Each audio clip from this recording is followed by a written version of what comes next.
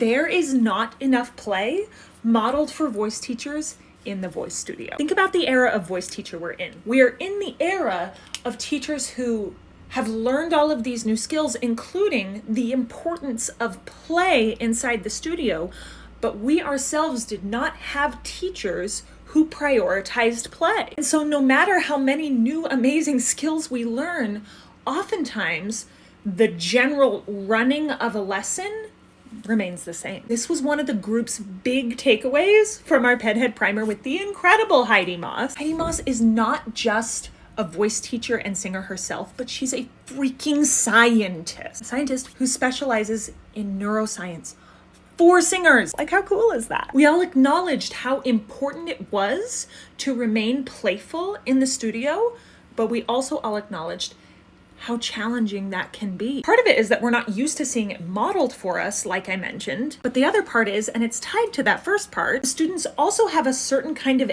expectation of what a traditional voice lesson looks like. And then we try to introduce something kind of playful or silly, and their entire nervous system freezes up because this is not what they were expecting at all. None of us want to put our students into a state of a dysregulated nervous system, not the goal. So then we find ourselves stuck in the world in which the only goal is a tonal outcome, not expression, not communication, not personal artistry. So what do? Well, first we start the conversation. Please share this video to help normalize how crucial it is that voice studios remain playful. Why?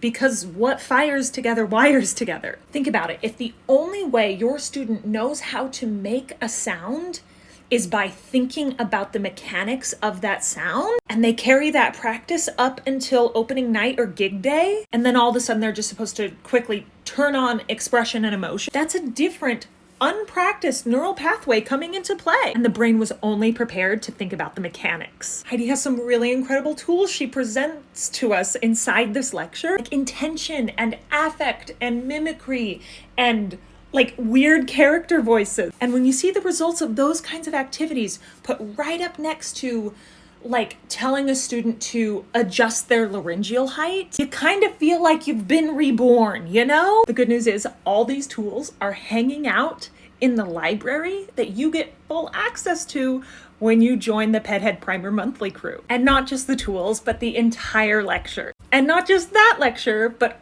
all the other lectures we've had. Lectures led by some badass industry leaders, if I say so myself. It's basically like Netflix for voice teachers, if you know what I mean. So stop hitting your head against a wall, tying both yourself and your student up in knots, and come join us in PedHead Primer Monthly. You have no idea how much your teaching can change for the better inside a group like this. I can't wait to see you in there.